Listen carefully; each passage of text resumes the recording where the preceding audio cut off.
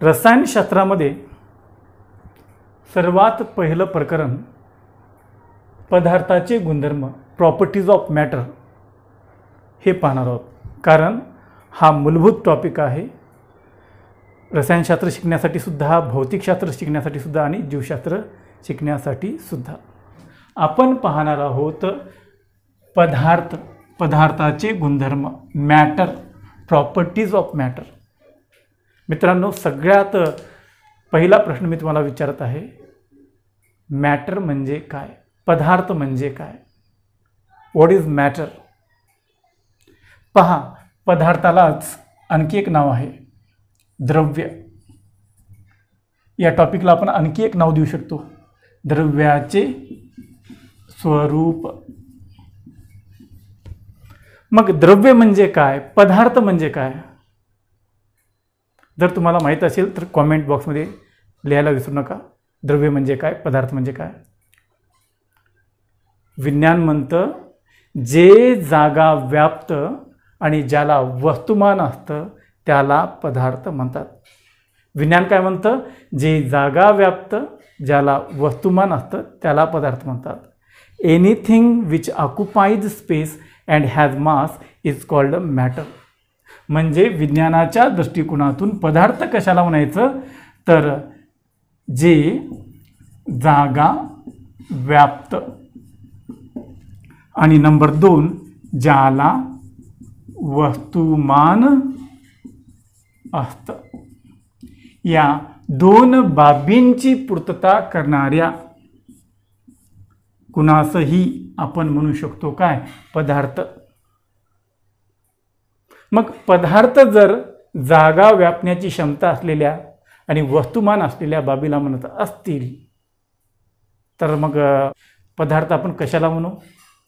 हे पहा, मी जागा व्यापत आहे, मला उभा टाकायला जागा लागलेली आहे आणि मला वस्तुमानही आहे, मग मी पण पदार्थ आहे. विज्ञानाच्या दृष्टिकोनातून मी पदार्थ आहे, तुम्ही पदार्थ आहात. सजीव जे आढळतात आपल्याला पृथ्वीवर ते सगळे सजीव पदार्थ आहेत.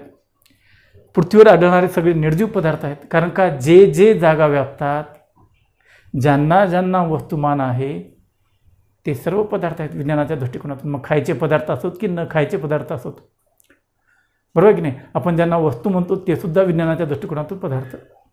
ज्यांना आपण प्राणी म्हणतो ते पण विज्ञानाच्या दृष्टिकोनातून काय आहेत, पदार्थ आहेत. कारण का ते जागा व्यापतात, त्यांना ठेवायला, चिटकवायला, अडकवायला, बसवायला जागा लागते, ती जागा धरतात. आणि दुसरी गोष्ट म्हणजे त्यांच्याकडे काय असतं, वस्तुमान असतं. म्हणजे 2 अटींची पूर्तता करणाऱ्या कोणत्याही बाबीला तुम्ही पदार्थ म्हणू शकता. पहा मित्रांनो, आपण जागा व्यापण्याच्या क्षमतेला आकारमान म्हणतो. एखाद्या पदार्थाची जी जागा व्यापण्याची जी क्षमता आहे तिला आकारमान म्हणतो. आणि दुसरी गोष्ट म्हणजे हीच व्याख्या मी अशी सांगू शकतो तुम्हाला, ज्याला आकारमान असतं आणि ज्याला वस्तुमान असतं त्याला पदार्थ म्हणतात. समजलं. आता आकारमान म्हणजे काय, तर जागा व्यापण्याची क्षमता. मग तुमच्या मनामध्ये एक प्रश्न निर्माण झाला असेल, वस्तुमान कशाला म्हणतात. वस्तुमान म्हणजे वजन नाही, वस्तुमान म्हणजे वेट नाही. इंग्लिशमध्ये वस्तुमानला मास म्हणतात आणि आकारमानला व्हॉल्यूम म्हणतात. पण प्रश्न असा आहे, मास म्हणजे काय, वस्तुमान म्हणजे काय. एखाद्या वस्तू किंवा पदार्थामध्ये असलेला जो द्रव्याचा साठा आहे, संचय आहे, प्रमाण आहे, त्याला म्हणतात मास, वस्तुमान. मग पहा, मी द्रव्याचा बनलेला आहे, माझ्यामध्ये वस्तुमान आहे. मी जागा व्यापतोय, माझ्याकडे जागा व्यापण्याची क्षमता आहे, माझ्याकडे आकारमान आहे. आणि मी दोन्ही अटींची पूर्तता करत आहे, माझ्याकडे वस्तुमान आहे, माझ्याकडे आकारमान आहे. मग या दृष्टिकोनातून मी पदार्थ आहे. मग पदार्थ आपण कोणाला म्हणू, दगडाला पदार्थ म्हणू, आपण विटेला पदार्थ म्हणू, लाकडाला पदार्थ म्हणू, पंख्याला पदार्थ म्हणू, फळ्याला पदार्थ म्हणू, पेनला पदार्थ म्हणू, भिंतीला पदार्थ म्हणू. कारण का या सगळ्या बाबी जागा व्यापतात. तुम्ही पदार्थातून मी आधी सांगितलं तुम्हाला, बघा तुम्हाला बसायला जागा लागलेली आहे, आपल्याकडे वस्तुमान आहे. म्हणून आपण पदार्थ आहोत. कळलं? समजलं पदार्थ म्हणजे काय? तर आता तुम्हाला ज्या काही बाबी या दोन गोष्टींची पूर्तता करताना दिसतील त्यांना तुम्ही मॅटर म्हणू शकता, त्यांना तुम्ही पदार्थ म्हणू शकता, त्यांना तुम्ही द्रव्य म्हणू शकता. मित्रांनो, मी द्रव्य म्हणत आहे, द्रव नाही.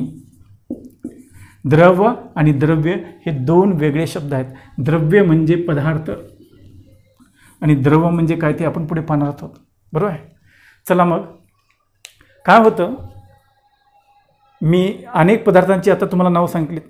जगामध्ये एकाच प्रकारचे पदार्थ नाहीत, एकसारखेच दिसणारे पदार्थ नाहीत, वेगवेगळे दिसणारे वेगवेगळ्या स्वरूपाचे पदार्थ आपल्याला पाहायला भेटतात. वेगवेगळ्या आकारमानाचे पदार्थ पाहायला भेटतात, वेगवेगळ्या वस्तुमानाचे पदार्थ आपल्याला पाहायला भेटतात. म्हणजे जगातले सगळेच पदार्थ सारखे नाहीत. आणि म्हणून शास्त्रज्ञांनी या जगात आढळणाऱ्या सगळ्या पदार्थांचं वर्गीकरण केलेलं आहे.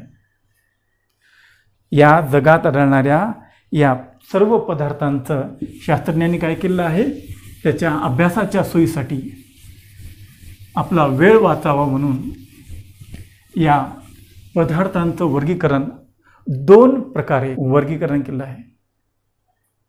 जगामध्ये जेवढे पदार्थ आढळतात त्यांचं बाह्य रूप पाहून, त्याचे बाह्य गुणधर्म पाहून त्याचं वर्गीकरण केलेलं आहे. हा झाला पहिला मार्ग. आणि दुसरा जो मार्ग आहे, एखादा पदार्थ कोणत्या रासायनिक घटकांपासून बनला आहे, त्याची रासायनिक घटना काय, त्याचं केमिकल कंपोजिशन काय, यावरून त्याचं वर्गीकरण केलं आहे. म्हणजे वर्गीकरणाचे दोन मार्ग आहेत. पहिला प्रकार भौतिक गुणधर्मांवरून, पदार्थाचं वर्गीकरण त्याच्या भौतिक गुणधर्मावरून, फिजिकल प्रॉपर्टीजवरून केला गेलेला आहे. आणि दुसरा प्रकार त्याच्या केमिकल कंपोजिशनवरून, म्हणजे रासायनिक घटनेवरून. पदार्थाचं वर्गीकरण त्याच्या रासायनिक घटनेवरून करण्यात आलं आहे. रासायनिक घटना, बरोबर आहे? रासायनिक घटना म्हणजे केमिकल कंपोजिशन, ते बनलेत कशाचे, त्यांची रासायनिक रचना कशी आहे, याच्यावरून त्याचं वर्गीकरण केलं आहे. आता भौतिक गुणधर्मावरून पदार्थांचं वर्गीकरण कसं केलं जातं? पदार्थांचं वर्गीकरण त्याच्या फिजिकल प्रॉपर्टीजवरून कसं केलं जातं, बरोबर? हे आधी आपण पाहणार आहोत. नंतर त्याचं वर्गीकरण रासायनिक घटनेनुसार कसं केलं जातं हे नंतर आपण पाहणार आहोत. चला तर मग भौतिक गुणधर्मानुसार पहा. जगात दिसणारा आढळणारा प्रत्येक पदार्थ एका आकाराचा नाही, एका आकारमानाचा नाही. त्याचं दिसणं, त्याचं असणं थोडं वेगळं आहे, एकमेकापेक्षा वेगळं आहे, बरोबर आहे? त्याचे बाह्य गुणधर्म वेगळे आहेत आणि बाह्य गुणधर्म बघून त्यांचं वर्गीकरण कसं केलं जातं. तर पहा, जगामध्ये जे पदार्थ आपल्याला पाहायला मिळतात ते वेगवेगळ्या स्थितीमध्ये पाहायला भेटतात. पदार्थ, जगात आढळणारे पदार्थ आपल्याला वेगवेगळ्या स्थितीमध्ये पाहायला भेटतात. त्यांच्या या स्थितीलाच काय म्हणतात? अवस्था म्हणतात, पदार्थाच्या अवस्था. आजपर्यंत माणसाला ज्ञात असलेल्या पदार्थाच्या किती अवस्था आहेत? 5.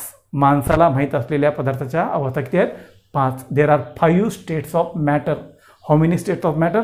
5 states of matter. Which are those 5 states of matter? ही पहा. पहिली अवस्था स्थायू. काही पदार्थ आपल्याला स्थायू अवस्थेत आढळतात. दुसरी अवस्था पहा, द्रव. काही पदार्थ आपल्याला द्रव अवस्थेत आढळतात. तिसरी अवस्था पहा, वायू. काही पदार्थ आपल्याला वायू अवस्थेत आढळतात. चौथी अवस्था आहे बघा, चौथी अवस्था कोणती आहे? आयनायू अवस्था म्हणतात तिला, किंवा त्याच अवस्थेला प्लाझ्मा स्टेट म्हणतात. प्लाझ्मा.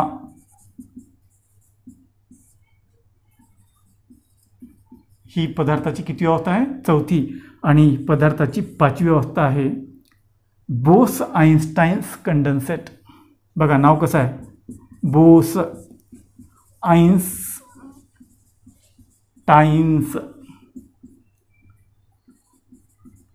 कंडेन्सेट.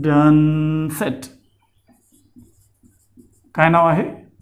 बोस-आइन्स्टाईन्स कंडेन्सेट. ही पदार्थाची पाचवी अवस्था आहे. देर are 5 states of matter, which are those 5 states of matter: solid state, liquid state, gaseous state, plasma or ionized state, and fifth one is Bose-Einstein's condensate.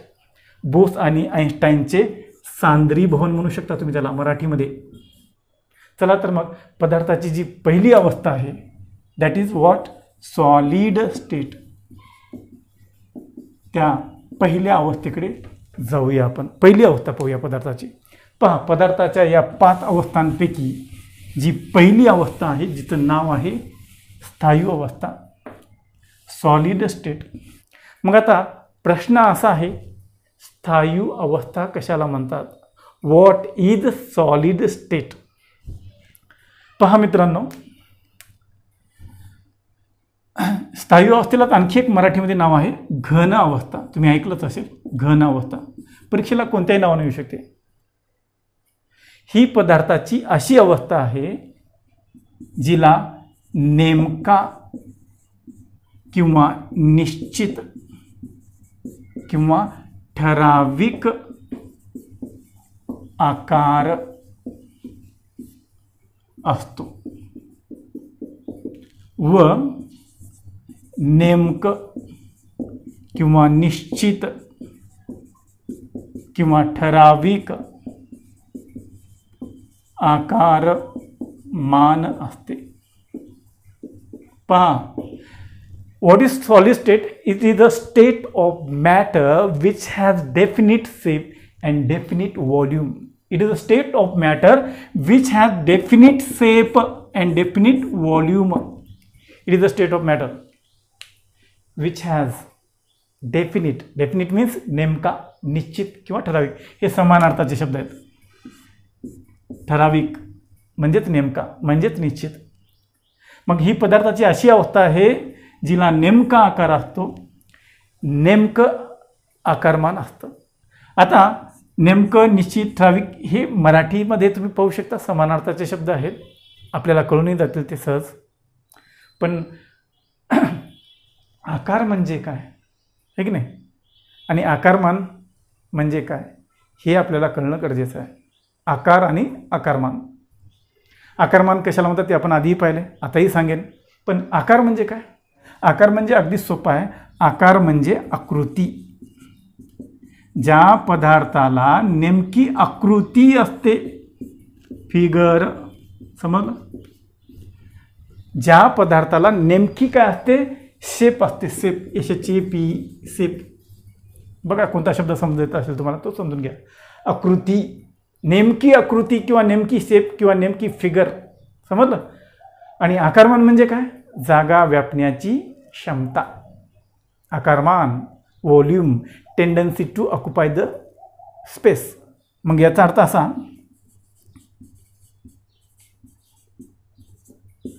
स्थायूंना नेमका आकार असतो आणि नेमकं काय असतं? आकारमान असतं. स्थायूंना नेमका आकार असतो आणि नेमकं आकारमान असतं. निश्चित आकार आणि निश्चित आकारमान असतं. म्हणजे त्यांचा आकार बदलत नाही आणि त्यांचं आकारमानही बदलत नाही. म्हणजे त्यांना नेमका आकार असतो, स्थायूंना नेमकं आकारमान असतं. फॉर एक्झाम्पल, उदाहरण पहा. तुम्हाला पंखा, मोबाईल, बरोबर, पुस्तक, वही, पेन, वीट, दगड, भिंत, स्विचबोर्ड, बल्ब, बरोबर, भरपूर अशी उदाहरणं तुम्हाला स्थायूंची देता येतील. साखर आहे स्थायू, मीठ आहे, बरोबर, प्लास्टिकची कुठली वस्तू आहे. मग ही स्थायूंची काही उदाहरणं आहेत, बरोबर. मी इथं उदाहरणं लिहिली नाहीत, बरोबर. मग आता स्थायू अवस्था म्हणजे काय आपण पाहिलं. स्थायू अवस्था म्हणजे काय पाहिलं, स्थायू अवस्थेची उदाहरणं आपण पाहिली, व्याख्या पाहिली. आता याही पुढे जाऊन आपल्याला एक विचार करायचा आहे की स्थायूंना असा नेमका आकार का आहे, स्थायूंना नेमकं आकारमान का आहे, स्थायू नेमका आकार आणि नेमकं आकारमान असलेले का असतात. यासाठी तुम्हाला स्थायूंची अंतर्गत संरचना पाहावी लागेल. अंतर्गत संरचना म्हणजे तुम्हाला माहीत आहे, चराचर सृष्टी ही सूक्ष्मातल्या सूक्ष्म कणांपासून बनलेली आहे. आपल्याला जे जगामध्ये पदार्थ आढळतात, पाहायला भेटतात, ते सगळे पदार्थ अणू आणि रेणूंनी बनलेले आहेत.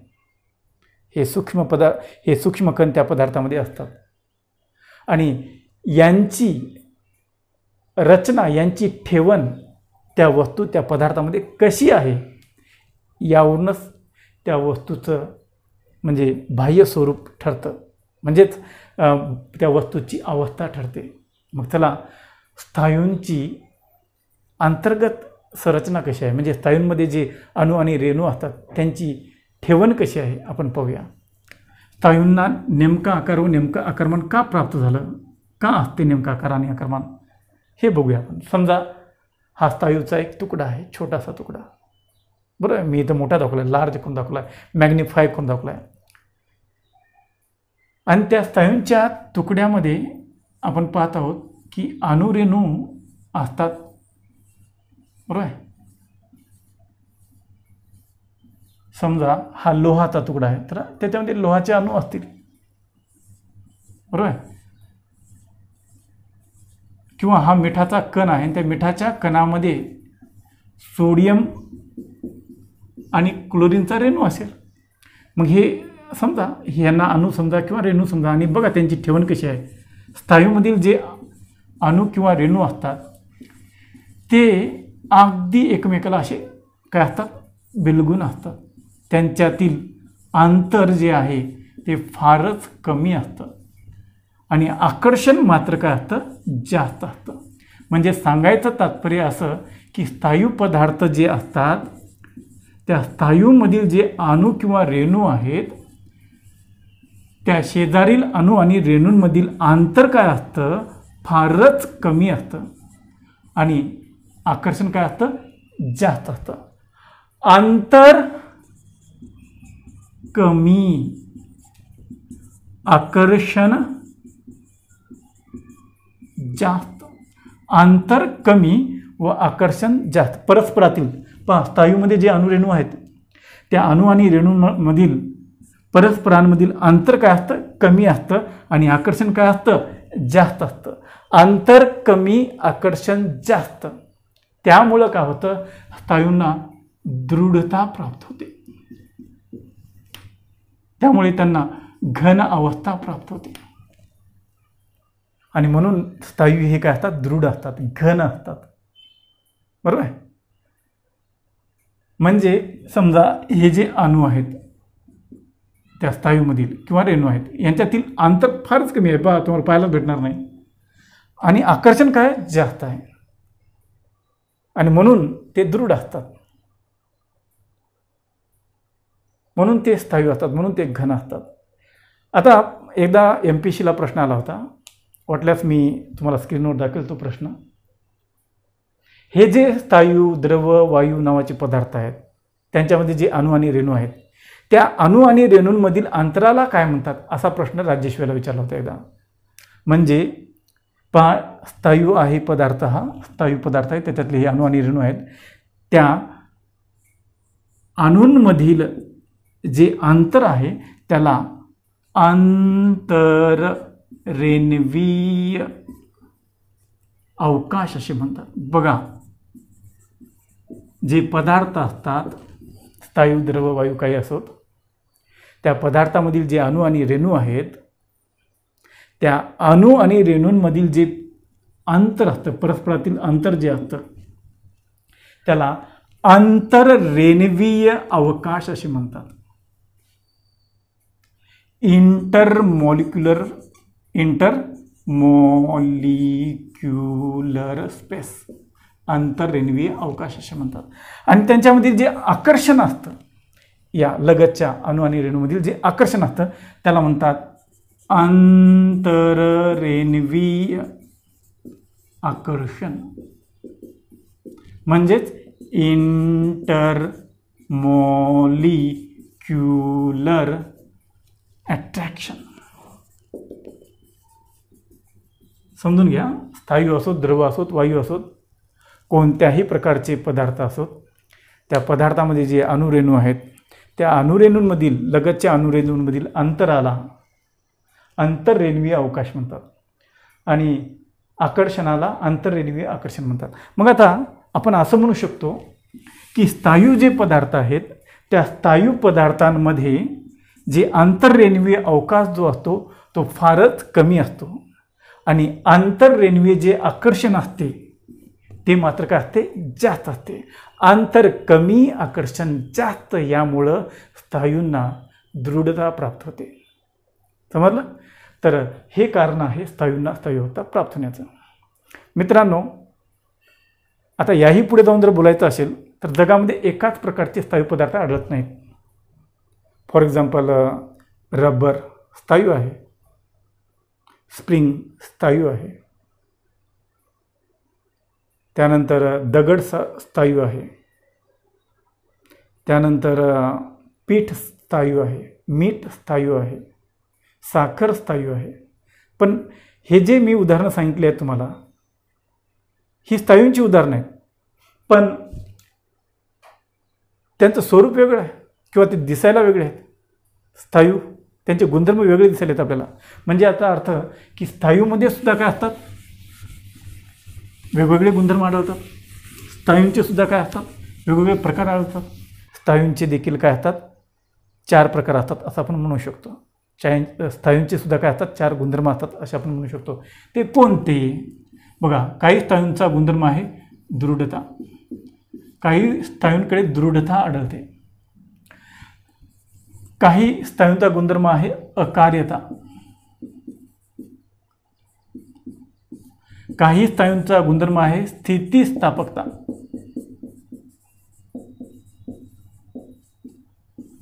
काही स्थायूंचा गुणधर्म आहे असंपीड्यता. पाहू शकता? तर आपल्याला जे स्थायू आढळतात ते यापैकी एका गुणधर्माचे आढळतात. दृढता, रिजिडिटी, इंग्लिशमध्ये आपण त्याला म्हणतो rigidity, is the property of some solids. अकार्यता, प्लास्टिसिटी. काही स्थायूंकडे प्लास्टिसिटी हा गुणधर्म असतो. स्थितिस्थापकता, इलॅस्टिसिटी. काही स्थायूंकडे इलॅस्टिसिटी हा गुणधर्म असतो. असंपीडता, इनकॉम्प्रेसिबिलिटी. काही स्थायूंकडे इनकॉम्प्रेसिबिलिटी हा गुणधर्म आढळतो. तर स्थायू या 4 गुणधर्माचे असलेले आढळतात किंवा यापैकी एखादा गुणधर्म स्थायूंकडे असतोच. पहा, दृढता. काही स्थायूंचा गुणधर्म कोणता आहे? दृढता. What is this rigidity? दृढता म्हणजे काय? कशाला म्हणतात दृढता? कशाला म्हणतात रिजिडिटी? तर मित्रांनो, तुम्ही काय करा, एखादा स्थायू पदार्थ हातात घ्या. फॉर एक्झाम्पल वीट घ्या, दगड घ्या, किंवा माझ्या हातात आता पेन आहे, मी पेन घेतलेली आहे. काही स्थायूंवर जर बाह्य बल लावले असता, if we apply an external force on some solids. काही स्थायूंवर, बघा मी या डस्टरवर बाह्य बल लावत आहे.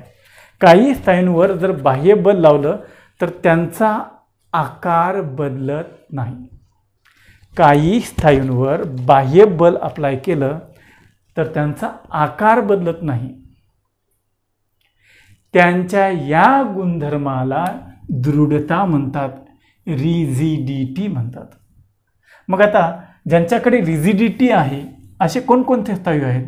दगड आहे, वीट आहे, बरोबर आहे, लोह आहे, बरोबर आहे, डस्टर आहे. आता आपण पाहिलं होतं. काही घ्या उदाहरण, तुम्ही पहा ते रिजिड आहेत का, त्यांच्याकडे रिजिडिटी प्रॉपर्टी आहे का, मग झालं त्याच्यात येतं. पहा, काही स्थायूंकडे अकार्यता हा गुणधर्म असतो. व्हॉट इज दिस अकार्यता? What is this plasticity? Plasticity म्हणजे काय? पहा, काही स्थायूंवर जर आपण बाह्य बल लावलं तर ते स्थायू त्यांचा आकार बदलतात. आणि ते बाह्य बल जर आपण रिमूव्ह केलं, ते बाह्य बल जर आपण काढून टाकलं तर त्यांचा आकार पूर्ववत होत नाही. त्यांचा आकार पूर्वीसारखा होत नाही, तो बदललाच राहतो. फॉर एक्झाम्पल मी देईन, गव्हाच्या पिठाचा गोळा किंवा ज्वारीच्या पिठाचा गोळा घ्या, चिखलाचा गोळा घ्या, बरोबर आहे, मेणाचा गोळा घ्या. आपण जर त्यांच्यावर बाह्य बल अप्लाय केलं तर त्यांचा आकार बदलतो, बरोबर आहे. आणि ते बाह्यबल जर आपण रिमूव्ह केलं, काढून टाकलं बाह्यबल, म्हणजे आपण बाह्यबल देणं बंद केलं, तर पिठाचा गोळा पूर्वीसारखा होतो का? पूर्वीसारखा गोल राहतो का? नाही. मग स्नायूंच्या या गुणधर्माला म्हणायचं प्लास्टिसिटी. समजलं? मग पुस्तकामध्ये वगैरे म्हणतात कणकेचा गोळा, बरोबर की नाही? कणकेचा गोळा म्हणजेच पिठाचा गोळा, मातीचा गोळा म्हणजे चिखलाचा गोळा म्हणूया आपण त्याला, चिखलाचा गोळा वगैरे वगैरे. आणखी काही उदाहरणं तुम्हाला माहीत असतील तुम्ही देऊ शकता इथे. चला आपण स्थितिस्थापकता कशाला म्हणतात ते पाहूया. What is this elasticity? बघा, स्थितिस्थापकता नावात अर्थ आहे. स्थितिस्थापकता, इलॅस्टिसिटी. काही स्थायू पदार्थांवर जर बाह्य बल दिलं ते त्यांचा आकार बदलतात आणि बाह्य बल काढून टाकलं ते पूर्ववत होतात, ते पूर्वीचा आकार परत मिळवतात. पुन्हा एकदा पहा, काही स्थायू पदार्थांवर जर आपण बाह्य बल अप्लाय केलं तर ते स्थायू पदार्थ त्यांचा आकार बदलतात आणि बाह्य बल जर आपण काढून टाकलं तर ते पूर्वीचा आकार परत मिळवतात, ते पूर्ववत होतात.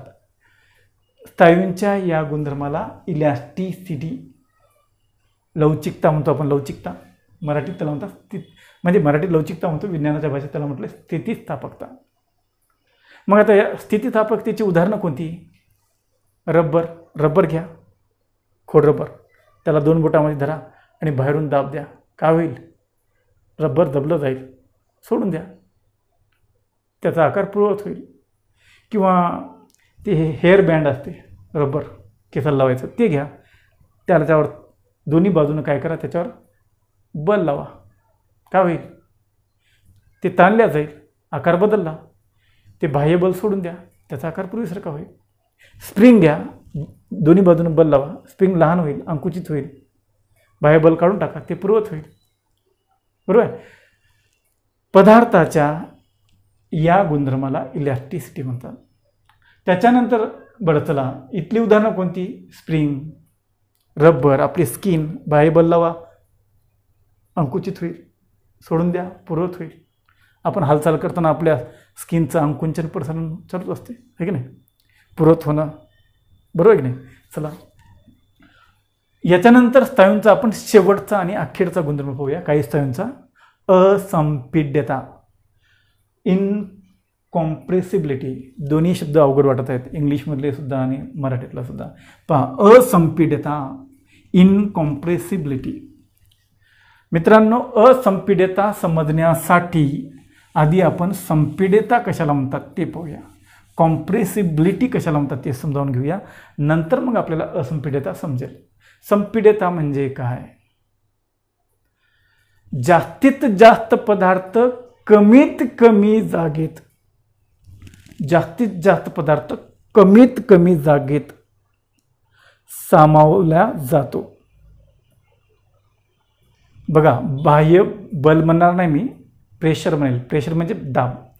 बाह्य दाब दिल्यामुळं जास्तीत जास्त पदार्थ कमीत कमी जागेत सामावल्या जातो, कमीत कमी जागेत सामावू शकतो. त्याच्या या गुणधर्माला संपीड्यता म्हणतात. बघा, काय म्हणतात? संपीड्यता. कॉम्प्रेसिबिलिटी, तो कॉम्प्रेस होतो दाब दिल्यामुळं. आपण LPG गॅस घरी वापरतो, तो जर फैलला तर सगळ्या खोल्यांमध्ये पसरतो, पण एवढा सगळ्या खोल्यामध्ये पसरलेला वायू कशात सामावलेला असतो? कॉम्प्रेस करून त्या सिलेंडरमध्ये. म्हणजे जास्तीत जास्त पदार्थ कमीत कमी जागेत सामावला जातो. त्याच्या या गुणधर्माला संपीड्यता म्हणतात. पण स्नायूंकडे हा गुणधर्मच नसतो ना.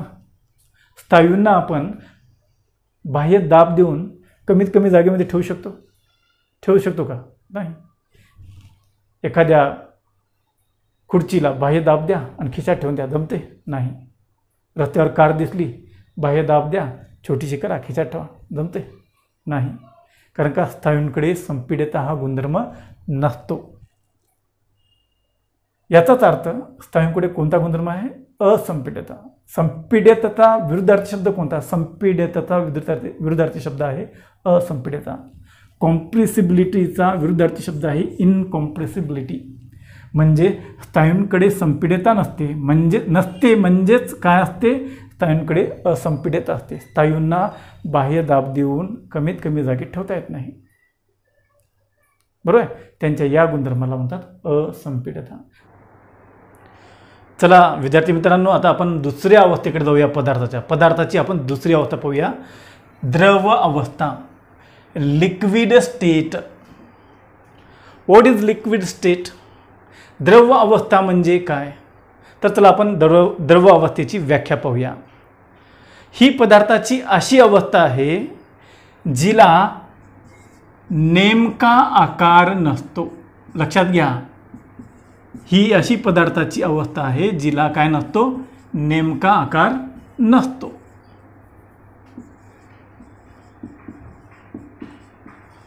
पण नेमकं आकारमान मात्र असतं. नेमकं किंवा निश्चित किंवा ठराविक आकारमान मात्र असतं. मग पहा व्याख्या काय सांगते बघा. It is a state of matter which does not have definite shape but has definite volume. ही पदार्थाची अशी अवस्था आहे जिला नेमका आकार नसतो पण नेमकं आकारमान असते. नेमकं आकारमान असलेली पण नेमका आकार नसलेली पदार्थाची जी अवस्था असते तिला म्हणतात द्रव अवस्था, तरल अवस्था, लिक्विड स्टेट. आणि या अवस्थेची उदाहरणं कोणती? या अवस्थेची उदाहरणं तेल, बरोबर, पाणी, दूध, मध, कुठलाही रस, ही काही द्रव अवस्थेतील पदार्थांची काय आहेत नाव आहेत. अल्कोहोल, बरोबर. तर सांगायचं तात्पर्य काय, पदार्थाची जी दुसरी अवस्था आहे तिला आकार नसतो. ना ती गोल असते ना ती त्रिकोणी असते. म्हणजे तरल पदार्थ, द्रव पदार्थ कुठल्या विशिष्ट आकाराचे नसतात. हां, असं मात्र असतं की द्रव पदार्थांना जर आपण एखाद्या भांड्यात टाकलं तर त्या भांड्याचा ते आकार धारण करतात. समजा ग्लासामध्ये दूध टाकलं तर ते दूध ग्लासाचा आकार धारण करेल, कपामध्ये टाकलं कपाचा आकार धारण करेल, तांब्यात टाकलं तांब्याचा आकार धारण करेल. म्हणजे सांगायचं तात्पर्य काय, द्रवांना निश्चित आकार नसतो. हां, द्रवांकडे एक गुणधर्म मात्र आहे आणि तो म्हणजे कोणता, त्यांना निश्चित आकारमान असते, त्यांना डेफिनिट व्हॉल्यूम असते. निश्चित आकारमान असते. निश्चित आकारमान असते म्हणजे पहा, मी 1 लिटर दूध एका जगामध्ये ओतलं तर ते 1 लिटरच राहील. ते 1 लिटर दूध जगातलं मी एका पातेल्यामध्ये टाकलं तरी ते 1 लिटरच राहील. बरं, ते 1 लिटर दूध मी तसंच ठेवलं रात्रभर दिवसभर तर ते कमी किंवा जास्त होणार नाही. म्हणजे त्याचं जे व्हॉल्यूम आहे, त्याचं जे आकारमान आहे ते निश्चितच राहील. अर्धा लिटर होणार नाही, पाऊण लिटर होणार नाही, 2 लिटर होणार नाही. मग सांगायचं तात्पर्य काय, द्रवांना निश्चित आकार नसतो पण निश्चित आकारमान असतं. आपल्या मनामध्ये असा प्रश्न उद्भवतो की द्रवांना ही नेमकी अवस्था का प्राप्त झाली. काही पदार्थांना ही नेमकी अवस्था, द्रव अवस्था, लिक्विड स्टेट, तरल अवस्था का प्राप्त झाली, कशामुळं. यासाठी आपल्याला द्रवांची अंतर्गत काय पाहावे लागेल, द्रवांमधील अणू आणि रेणूंची अंतर्गत संरचना पाहावी लागेल. द्रवांमध्ये जे अणू आणि रेणू असतात त्यांची कशी ठेवण आहे हे आपल्याला पाहावं लागेल. मग त्यासाठी मी तुम्हाला इथं थोडंसं फळ्यावर त्यांची अंतर्गत संरचना दाखवण्याचा प्रयत्न करतो. समजा की हा एखाद्या द्रवाचा थेंब आहे, त्या थेंबाचा एक छोटासा कण आहे, समजलं. आयात म्हणजे एखाद्या द्रवाचा छोटासा कण आहे असं समजा, आणि त्या कणामध्ये असलेले अणू आणि रेणू त्यांची ठेवण कशी आहे पहा. जे द्रव पदार्थ असतात त्या द्रवामध्ये जे अणू किंवा रेणू असतात त्या लगतच्या अणू किंवा रेणूंमधील अंतर स्थायूंपेक्षा थोडंसं जास्त असते. अंतर थोडंसं जास्त आहे आणि म्हणून आकर्षण थोडंसं कमी झालं आहे. अंतर वाढलं की आकर्षण कमी होते आणि अंतर कमी झालं की आकर्षण वाढते. समजलं. आणि तुम्ही पहा द्रवांमध्ये काय झालंय, अणुरेणू अशी एकमेकाला बिलगून नाहीत. शेजारील अणू आणि रेणूंमधील अंतर पहा, आंतररेणुवीय अवकाश पहा, आंतररेणुवीय अवकाश तो स्थायूंपेक्षा थोडासा जास्त आहे. आणि म्हणून काय होतं, आंतररेणुवीय अवकाश काय आहे, स्थायूंपेक्षा थोडासा जास्त आहे आणि म्हणून आंतररेणुवीय आकर्षण काय थोडंसं कमी आहे. आकर्षण कमी, अंतर थोडंसं जास्त. अशी या अणूंची या रेणूंची ठेवण त्या द्रव पदार्थात असल्यामुळे त्यांना तरल अवस्था किंवा द्रव अवस्था किंवा लिक्विड अवस्था प्राप्त झालेली आहे. हे जे अणू आणि रेणू असतात द्रवांमधील ते एकमेकाच्या अगदी जवळ नसतात, अगदी घट्टही नसतात आणि अगदी दूरही नसतात.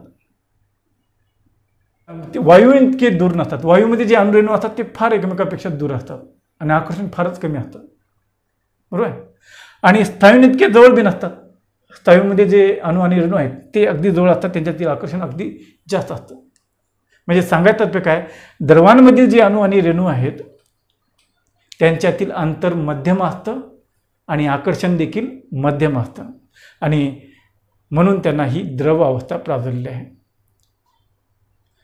आपण द्रवाची व्याख्या पाहिली, द्रवांना ती अवस्था का प्राप्त झाली ते पाहिलं, द्रवांची उदाहरणं देखील पाहिली.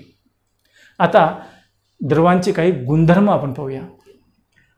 पहा, जगामध्ये जेवढे द्रव पदार्थ आढळतात त्यांचे काही विशिष्ट गुणधर्म आहेत. स्थायूंपेक्षा वेगळे गुणधर्म आहेत त्यांच्याकडे. द्रवांकडे स्थायूंपेक्षा वेगळे गुणधर्म आहेत. काय आहेत द्रवांचे गुणधर्म, तर द्रवांचा एक महत्त्वाचा आणि पहिला गुणधर्म आहे प्रवाहिता. पहा, प्रवाहिता हा एक महत्त्वाचा गुणधर्म आहे द्रवांचा. त्याच्यानंतरचा गुणधर्म आहे विद्राव्यता. पहा, द्रवांचा आणखी एक गुणधर्म आहे विद्राव्यता. द्रवांचा तिसरा गुणधर्म आहे जो स्थायूंकडे देखील होता आणि तो म्हणजे असंपीड्यता.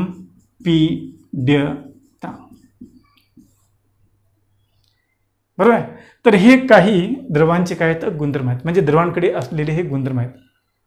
पहा, जगामध्ये जेवढे द्रव पदार्थ आढळतात त्यांच्याकडे प्रवाहिता, विद्राव्यता, असंपीड्यता हे गुणधर्म आहेत. प्रवाहिता म्हणजे काय, व्हॉट इज फ्लुइडिटी. फ्लुइडिटी म्हणजे काय, प्रवाहिता म्हणजे काय. तर पहा, द्रव पदार्थ हे उताराकडे वाहतात. तुम्हाला माहित आहे, द्रव पदार्थ उताराच्या दिशेने वाहतात, उंचाकडून उताराकडे वाहतात.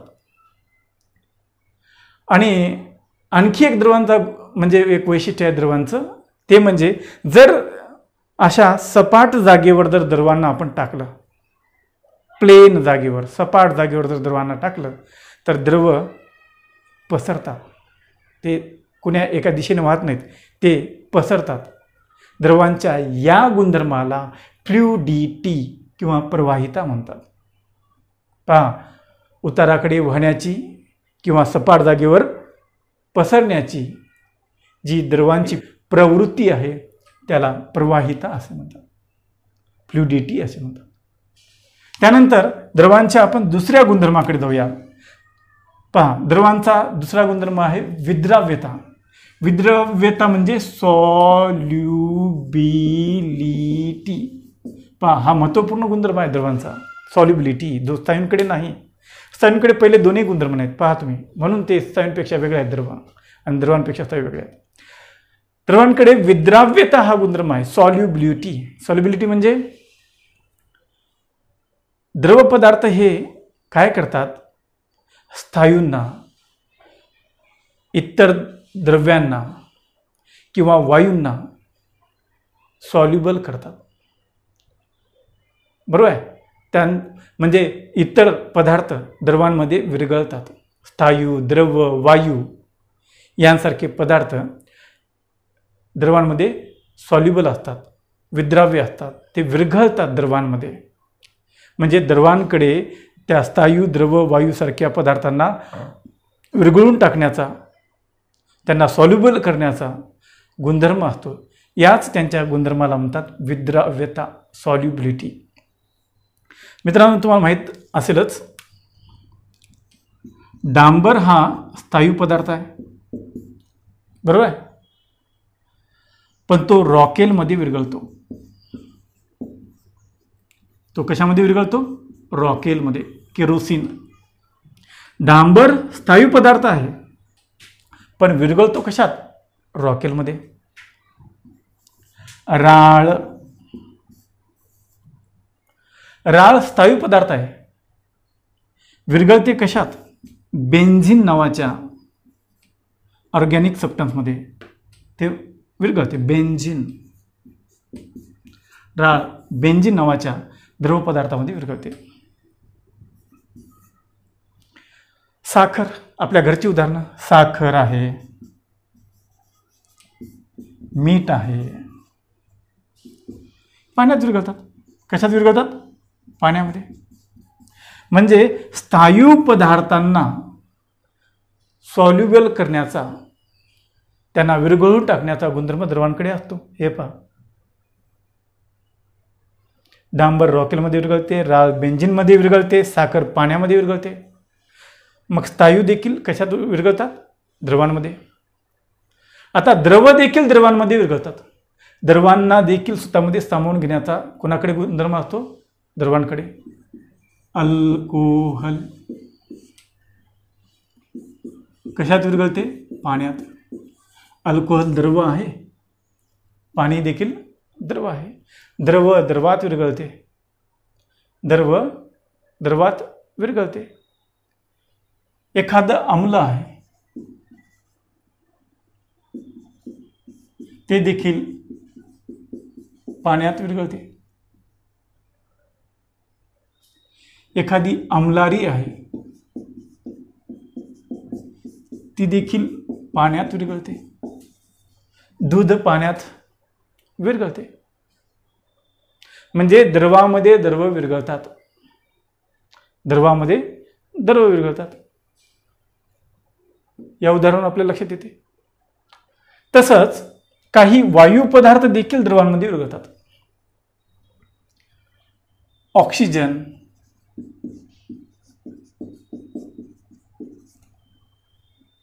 किंवा कार्बन डायऑक्साईड,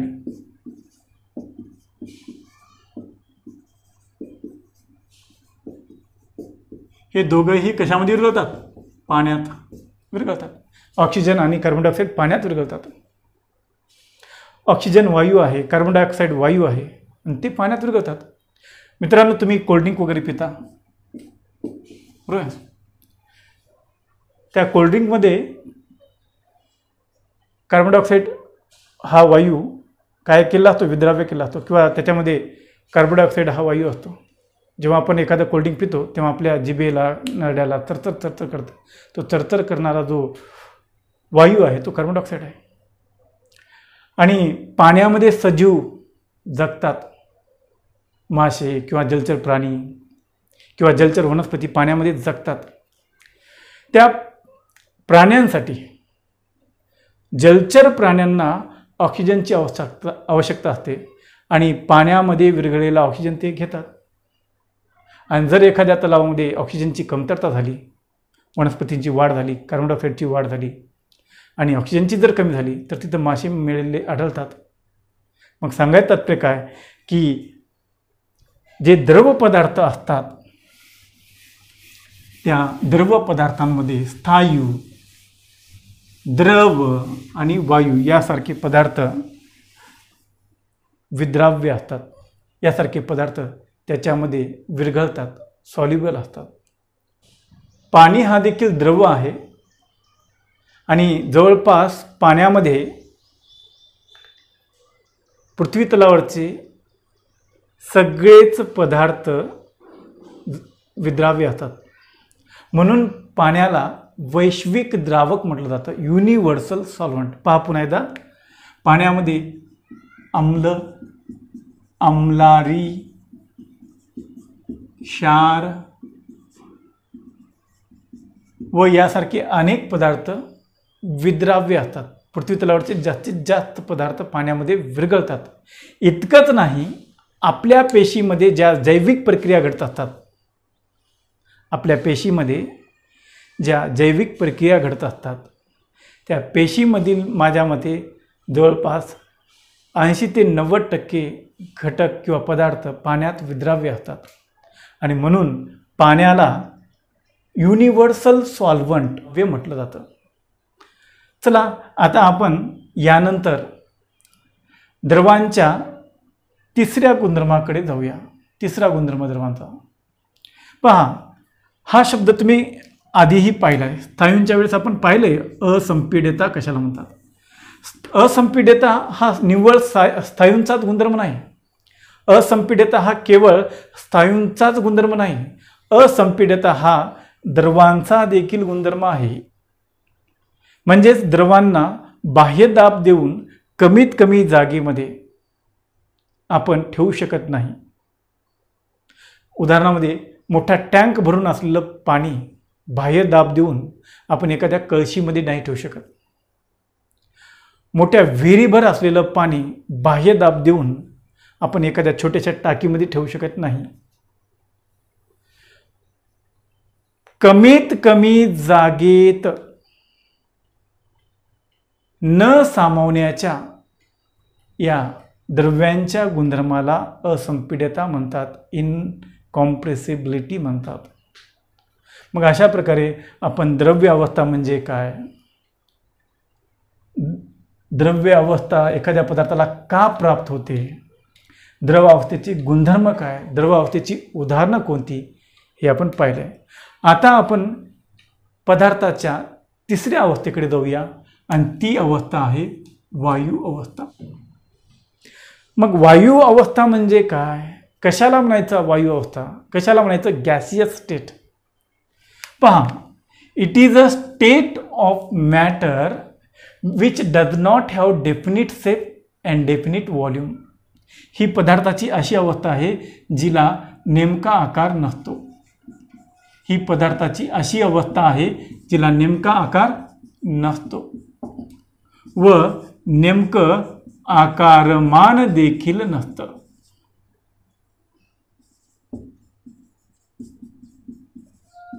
म्हणजे पदार्थाची अशी अवस्था ना जिला आकार असतो ना आकारमान असतं. पदार्थाची अशी अवस्था जिला शेपही नाही आणि व्हॉल्यूमही नाही, आकारही नाही आणि आकारमानही नाही, अशी पदार्थाची अवस्था म्हणजेच काय, गॅसियस स्टेट, वायू अवस्था. वायूंना आकारही नसतो आणि आकारमानही नसतं. मग या अवस्थेची उदाहरणं कोणती, हायड्रोजन,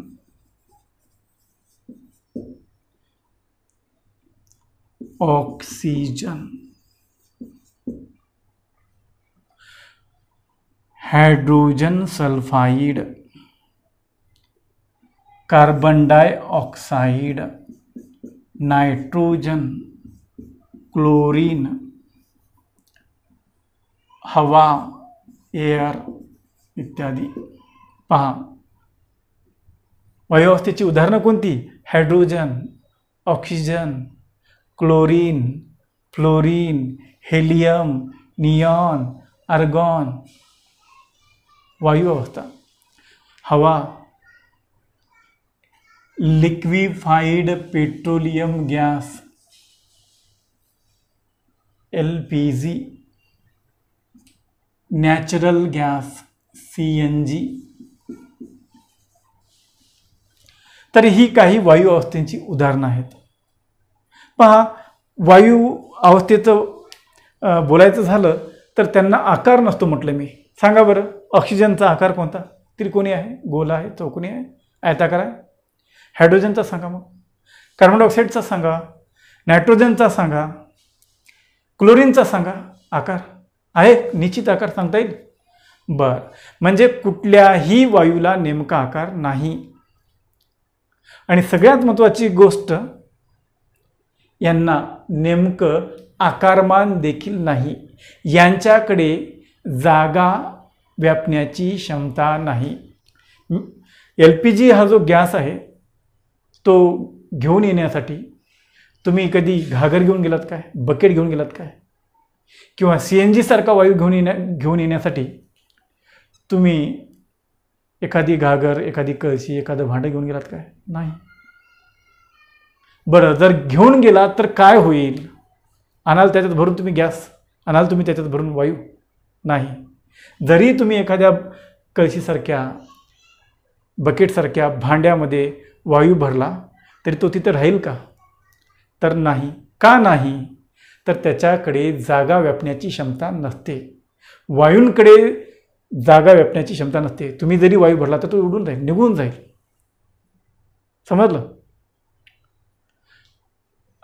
आणि म्हणूनच या वायूंच्या व्याख्येमध्ये आपण पाहतो, वायूच्या व्याख्येमध्ये आपण पाहतो की वायूंना नेमका आकार नसतो आणि आकारमानही नसतं. समजलं? मग त्याची काही उदाहरणे तर तुम्ही पाहिलीत. आता प्रश्न असा उद्भवतो, वायूंना अशी अवस्था का प्राप्त झाली? वायू या विशिष्ट अशा अवस्थेमध्ये का असतात? त्यांना नेमका आकार का नाही? त्यांना नेमका आकारमान का नाही? त्याचं उत्तर जाणून घेण्यासाठी आपल्याला वायूंची अंतर्गत संरचना पाहावी लागेल. तुम्ही जर बघितलात तर वायूमधील अणू किंवा रेणू परस्परांपासून फारच दूर आहेत. लगतच्या दोन अणू किंवा रेणूंमधील अंतर स्थायू आणि द्रवांपेक्षाही जास्त आहे. स्थायू आणि द्रवांपेक्षाही काय जास्त आहे. आणि आकर्षण काय आहे? फारच कमी आहे. म्हणजे काय होतं, वायूमध्ये जे अणू आणि रेणू असतात त्या वायूमधील अणू आणि रेणूंमधील अंतर सगळ्यात जास्त असतं, स्थायू आणि द्रवांच्या तुलनेत जास्त असतं.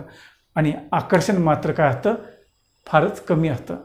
अंतर जास्त, आकर्षण कमी. आणि त्यामुळं काय होतं, वायूंना ही वायू अवस्था प्राप्त झाली आहे. वायूमधील जे अणू आणि रेणू असतात, अणू किंवा रेणू असतात, त्यांच्या परस्परातील जे आकर्षण असतं ते फारच कमी असल्यामुळं हे वायूंचे अणू किंवा रेणू रँडमली कुठल्याही दिशेनं, कोणत्याही दिशेनं काय करत असतात? एकमेकांपासून दूर जात असतात, जवळ येत असतात, रँडमली मूव्ह होत असतात. आणि म्हणून वायू एका जागी स्थिर राहत नाहीत. म्हणून वायूंना नेमका आकारमान नसतो. समजलं? आता वायूंची अंतर्गत संरचना आपण पाहिली, वायूंची उदाहरणं आपण पाहिली. वायूंचे आपण आता काही वैशिष्ट्ये असतात, काही गुणधर्म असतात ते पाहूया. वायूंचे सुद्धा गुणधर्म आहेत. वायूंचे कोणते गुणधर्म आहेत? तर पहा, वायूंचा एक गुणधर्म आहे तो तुम्ही द्रवांमध्ये देखील पाहिला आहे, प्रवाहिता. प्रवाहिता हा वायूंचा देखील गुणधर्म आहे. आणि आणखी एक गुणधर्म वायूंकडे आहे.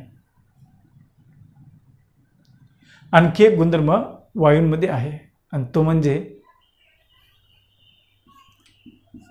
संपीड्यता. हा गुणधर्म स्थायूंकडे नाही, हा गुणधर्म द्रवांकडेही नाही.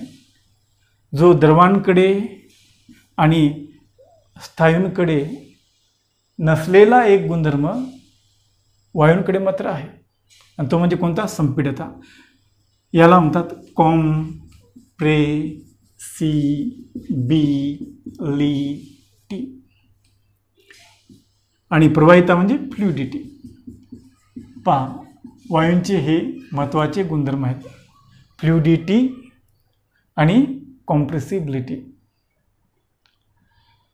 तर मित्रांनो, वायू हे प्रवाही असतात.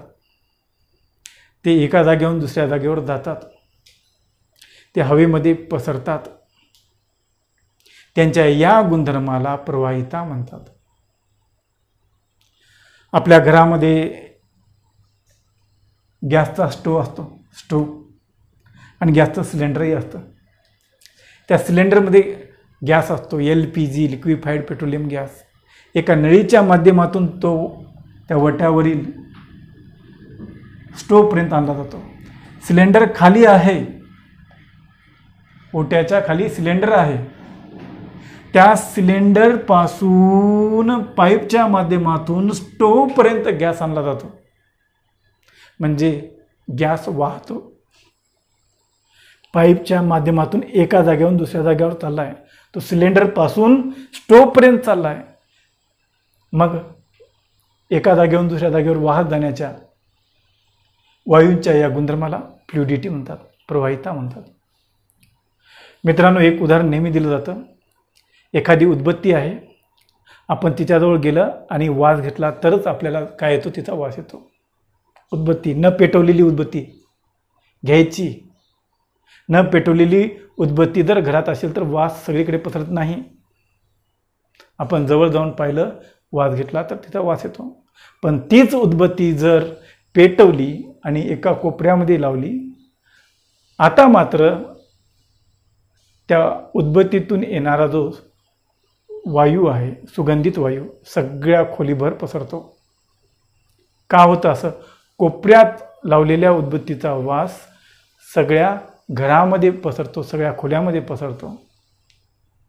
हे कशामुळे होतं? कारण वायू हे काय करतात? पसरतात. वायूंकडे पसरण्याचा देखील गुणधर्म आहे. त्याच्या या गुणधर्माला प्रवाहिता म्हणतात. आता आपण संपीड्यता कशाला म्हणतात ते पाहूया. याची चर्चा आपण आधी केलेली आहे. याबद्दल आपण आधीही पाहिलेलं आहे, संपीड्यतेबद्दल. मित्रांनो, जगामध्ये जेवढे वायू आहेत त्यांना बाह्य दाब देऊन